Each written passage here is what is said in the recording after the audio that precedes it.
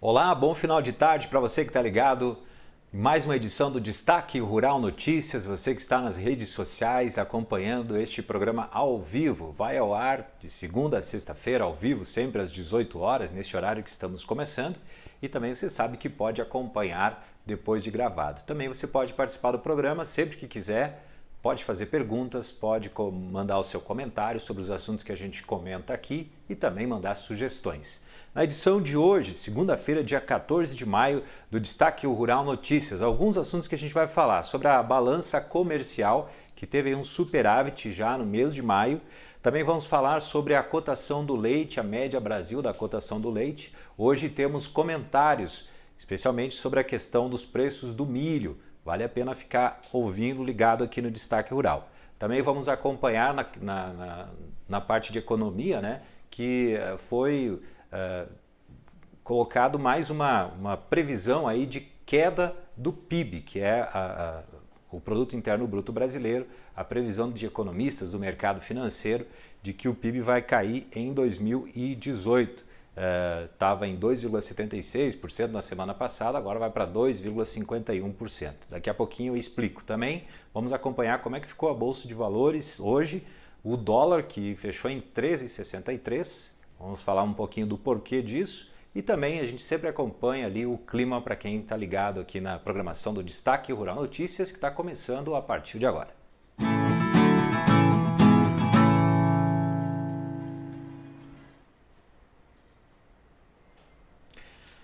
Nas duas primeiras semanas do mês de maio, que totalizaram 8 dias úteis, a balança comercial brasileira registrou superávit de 3 bilhões e 100 milhões de dólares. Esse resultado é de exportações que totalizaram 8,8 bilhões de dólares e importações que totalizaram 5,7 bilhões de dólares. No ano, as exportações já vão em 83,4 bilhões de dólares e as importações 59,9 bilhões. O saldo positivo, então, no mês é 23,4 bilhões de dólares. Nas exportações, se comparar as médias até a segunda semana de maio, 1,145 bilhão de dólares, com a de maio do ano passado, houve crescimento de 23,2%. O que mais pesou aí nessa balança, aumento nas vendas das três categorias de produtos básicos, por conta principalmente de petróleo em bruto, carne de frango, minério de cobre, soja em grãos, farelo de soja, além de produtos semi-manufaturados e também os manufaturados. Foram os principais aí setores que colaboraram aí para esse resultado, então, na balança comercial brasileira até este mês de maio. E também esse aumento expressivo de um ano para outro. As expectativas de estoques acima do esperado no Brasil e a melhora nas condições climáticas dos Estados Unidos ou nos Estados Unidos pressionam os valores internos e externos da soja.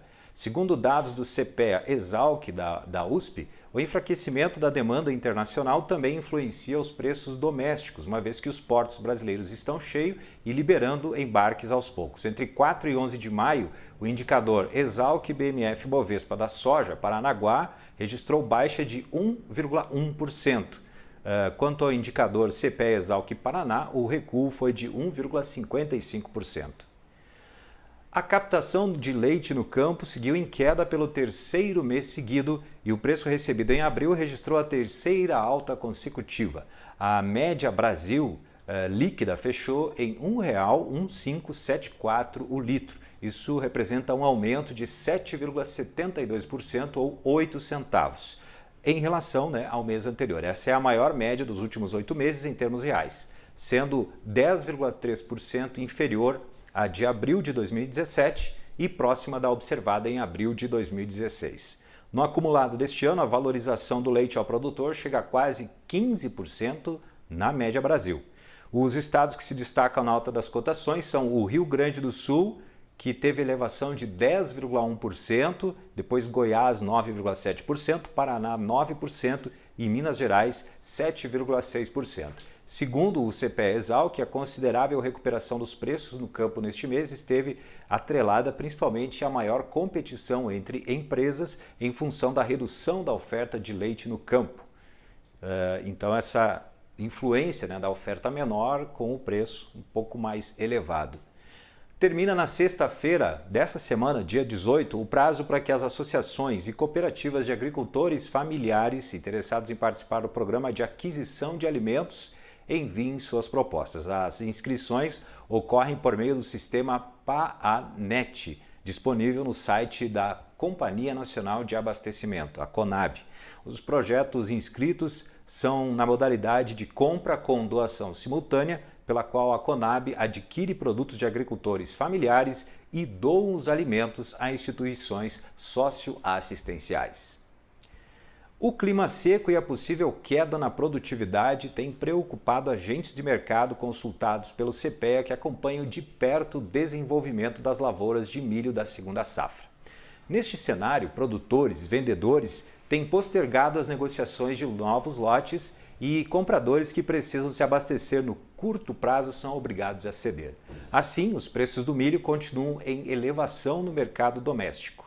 Em Campinas, o indicador Exalc-BMF-Bovespa subiu 4,95% de 4 a 11 de maio, indo a R$ 42,43 o saco de 60 quilos. Esse valor é da sexta-feira, dia 11. Problemas da indústria da carne, queda da produtividade e clima. Como será que afetam os preços dos grãos? A gente vai acompanhar agora o comentário de Luiz Carlos Pacheco, ele que é analista sênior da TIF Consultoria Agroeconômica. Vamos ouvi-lo. Boa tarde, amigos. Hoje nós estamos de volta com um comentário sobre milho. O que está acontecendo com o milho? Que faz 30 dias está patinando ao redor de R$40 e não sobe, não baixa. Por que essa situação? Acontece o seguinte, como eu disse a outra vez, milho a R$40 e farelo a mais de R$1.200 quebra qualquer estrutura de custos das granjas e das fábricas de ração. E em alguns lugares, o milho já ultrapassou R$40, chegou a R$42, R$41. E o farelo já chegou a R$1.350. Isto é prejuízo puro para quem compra milho e para quem cria carnes. O que significa isso? Significa que essas empresas estão tirando do seu capital dinheiro para bancar o prejuízo que elas estão tendo. Por que elas fazem isso? Porque elas têm compromissos com financiamento, elas não podem parar a atividade delas. Elas têm que ir comprando e assumindo prejuízo até o nível em que elas podem. Porque elas estão tirando dos lucros passados para repassar agora um pouco até o nível que elas aguentarem para quem vende milho. Acontece o seguinte, o milho realmente está quebrando no Paraná, o milho safrinha, Paraná, Mato Grosso do Sul, teve uma quebra. Mas esta quebra está parcialmente compensada com o excesso de milho que tinha na safra anterior. O ano passado, a safra terminou com um estoque final de 18 milhões de toneladas. Isso é mais ou menos de 6 a 8 milhões de toneladas acima da média normal das últimas 5 safras no Brasil. Então, esse é um ponto a considerar. Milho existe. Só que os produtores de milho muito espertos estão segurando o milho. Vai quebrar, então eu não vou vender, vou esperar subir para depois vender. Só que não vai subir mais, ou não dá para subir mais, porque os compradores de milho não podem pagar mais que isso. Eventualmente, aqueles que estão apertados, por exemplo, as granjas, granjeiro que cria frango em casa ou suíno em casa, ou as pequenas fábricas de ração que não têm condições de fazer estoque, que tem que comprar da mão para a boca, esses têm que pagar um pouco mais. Mas as grandes empresas tipo JBS, BRF e outras, eles não estão pagando R$40, estão pagando R$37, R$38 por tonelada, por saca. Então, vocês vejam que este é o nível real do preço. R$40 é um preço espichado para cima, assim, ó, o cara que está se afogando, que não pode parar a atividade, mas também não tem mais dinheiro. Não sei até onde ele vai aguentar Alguém já disse aí no mercado que é para se preparar para algumas quebradeiras, como aconteceu em 2016, quando o preço foi para mais de R$900 o trigo e muito alto o milho também, quase R$50 o milho. Então, quebrou algumas empresas. Estamos chegando a uma situação parecida. Então, não adianta forçar a barra. Outra coisa, os produtores de milho a R$40 ou a R$37 estão tendo 50% de lucro, mais de 40% de lucro. Então, é um lucro muito satisfatório se você considerar que os outros ramos de negócio têm 1, 2, 3, no máximo 8% de lucro, você tem 50% de lucro, 40% de lucro. Considere isso. Outra coisa, aqui o gráfico, ó, gráfico do CPEA, a média Campinas-São Paulo, realmente ele subiu, ó. Subiu, mas ele já está começando a andar de lado aqui, porque esse é o nível, subiu acima do nível suportável. R$40 aqui, ó, é o nível suportável, já subiu um pouco acima do nível suportável, então ele começa a andar de lado aqui. Então, eu estou achando que, por mais que quebre o milho safrinha, não vai ter muita chance de subir, de estourar o preço para R$45, R$50. Pode, eventualmente, alguém pagar 45, mas é uma pessoa enforcada, isso não é o mercado. É um outro enforcado aí que precisa milho de última hora, não tem condição de fazer estoque, tem que pagar o que é pedido para ele. Então há uma briga entre quem cede primeiro, se o vendedor que cede baixando o preço ou se o comprador que cede subindo o preço. As grandes empresas têm a opção de importar milho da Argentina. Há um navio de 40 mil toneladas que está chegando da Argentina agora, trazido pela Cargill, para desembarcar no Brasil para dar uma aliviada, mas é para as grandes empresas. As pequenas empresas que não têm essa condição vão ter que pagar o preço do milho disponível. Então é um jogo de braço. Agora, eu acho que nós estamos chegando no limite suportável dos compradores. E eu acho também que os vendedores não vão perder dinheiro se venderem a 40, 40,5, 39 reais, porque eles estão tendo altos lucros com o milho. E está chegando a nova safra aí, quando entrar a nova safra do milho safrinha, o preço vai cair, vai aumentar a disponibilidade e o preço vai cair, vai ter mais oferta, o preço vai cair naturalmente. Então eu acho que é hora de se aproveitar os bons preços do milho atualmente. Esta é a nossa recomendação. Muito obrigado.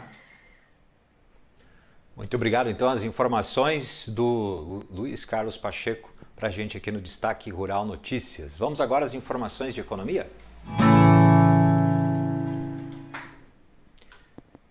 O mercado financeiro reduziu de novo a estimativa para o crescimento da economia este ano. Segundo o Boletim Focus, que é divulgado toda segunda-feira pelo Banco Central, é feita uma entrevista com economistas do mercado financeiro para saber a expectativa de alguns indicadores da economia. E em relação ao PIB, agora passou de 2,7% para 2,51% da semana passada para essa semana, a estimativa aí de crescimento do Produto Interno Bruto, o PIB brasileiro, em 2018. Para o ano que vem, a estimativa é de que cresça 3%. Em relação ao IPCA, que é a inflação oficial do país, também caiu para este ano de 2018, estimativa de 3,49% para 3,45%. Em relação ao ano que vem, de 4,03% para 4%. Em relação à taxa básica de juros, estão sendo esperados mais um corte da taxa básica agora nessa semana e ficaria em 6,25% até o final do ano agora de 2018. 2019, a taxa básica de juros pode fechar em 8% ao ano. Essa é a expectativa então de economistas do mercado financeiro. Em relação ao dólar, né, tem aqui a expectativa de que encerre o ano de 2018 em R$ 3,40. E para o fim de 2019, estimativa também segue em R$ 3,40 o dólar comercial. Falei antes da questão de que nessa semana vamos ter então mais uma reunião do Copom, né, que é o Comitê de Política Monetária do Banco Central, que define a taxa básica de juros da economia brasileira. A reunião começa amanhã, terça-feira, e segue na quarta-feira. O resultado então vai vir na quarta-feira às 18 horas. Aí então o Copom vai decidir pelo corte ou não, né? De 0,25% é pelo menos essa a estimativa dos economistas do mercado como um todo. Está sendo esperado então este corte de 0,25% na taxa básica de juros. Lembrando que hoje a taxa básica de juros está em 6,5%. Já é o menor patamar histórico desde 1986. Se tiver este corte, vai baixar um pouquinho mais, 6,25%. Conforme então este boletim Focus, a expectativa é de que ela fique neste patamar e depois tenha a tendência de subir no ano que vem. E um dos motivos principais pelos quais o mercado aposta que o Copom vai cortar em 0,25 pontos, ainda vai continuar com o corte na taxa básica de juros, é que a inflação continua comportada e a expectativa está baixando aí para a inflação em 2018. Falar um pouco sobre exportações. Dados que foram divulgados hoje pela Fiergs, que é a Federação das Indústrias do Estado do Rio Grande do Sul, mostram que as exportações totais do Rio Grande do Sul registraram alta de 6,4% em abril, somaram 1 bilhão e 600 milhões de dólares. Se considerar só a indústria de transformação, representou 62,7% da pauta, a variação foi de 12,5% e alcançou a marca de 1 bilhão de dólares. Dados então da Fiergs que foram divulgados hoje. Um dado que também está preocupando bastante os exportadores, especialmente do Brasil, é a crise econômica que está vivendo a Argentina, pois essa crise, segundo analistas, pode levar à redução das exportações brasileiras, principalmente de carros e peças para o país vizinho. Atualmente, a participação da Argentina nas exportações brasileiras é cerca de 8%. A maior parte é do setor de veículos. De janeiro a abril, as exportações para lá ficaram em 74,299 bilhões de dólares. Deste total, 6,06 bilhões se referem à Argentina. Dos produtos exportados para a Argentina, cerca de 33% são automóveis.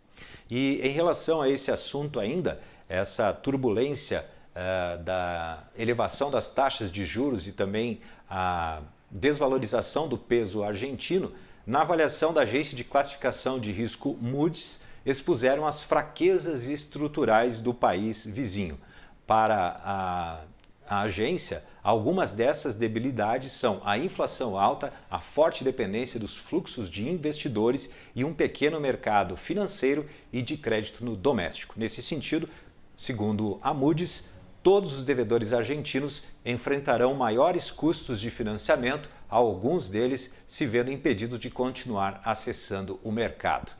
Problemas econômicos que afetam o país vizinho, a Argentina, né? E também preocupam os brasileiros que vivem numa situação bem diferente em relação à taxa básica de juros, crescimento da economia. Mas também o Brasil tem alguns problemas estruturais, né? Principalmente na questão de financiamento, que os juros estão bastante altos. Mais uma informação sobre o mercado agora, o mercado de varejo, de consumo. Foi divulgado pelo SPC, Serviço de Proteção ao Crédito, que roupas, calçados e acessórios são os objetos do desejo dos consumistas por impulso. Essa pesquisa revela que 6 em cada 10 consumidores aproveitam as facilidades do crédito para fazer compras não planejadas. Os 3 tipos de compras, roupas, calçados e acessórios, eles têm 19% da preferência. Vamos agora atualizar aqui os dados da Bolsa de Valores e também a cotação do dólar e ver o que aconteceu hoje no mercado acionário brasileiro. Vamos começar aqui falando sobre a Bolsa de Valores. Ela teve uma sessão bem volátil hoje. Ela chegou a marcar a máxima subindo 1,04%, 86.105 pontos, mas ela reverteu os ganhos. Teve momentos que chegou a cair 0,6%. É uma uma sessão volátil e os analistas dizem que os investidores, né, estão de olho na mais recente pesquisa eleitoral feita pela CNT-MDA, principalmente o fato de que um dos candidatos, né, que é preferido pelo mercado financeiro, Geraldo Alckmin, teve aí especialmente uma baixa. Enquanto isso, o dólar voltou a ganhar força, subiu forte hoje, já começou a se aproximar na faixa de R$ 3,65. O dólar fechou cotado hoje a R$ 3,6281 na venda, subiu 0,76%. Vamos agora às informações do clima.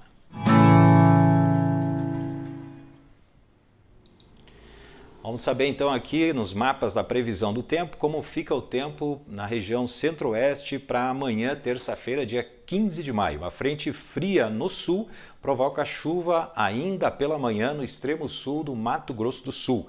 Sol e pancadas de chuva à tarde nas demais áreas do sul de Mato Grosso do Sul e no oeste e norte de Mato Grosso. Tempo firme com sol e sem chuva nas demais áreas do centro-oeste.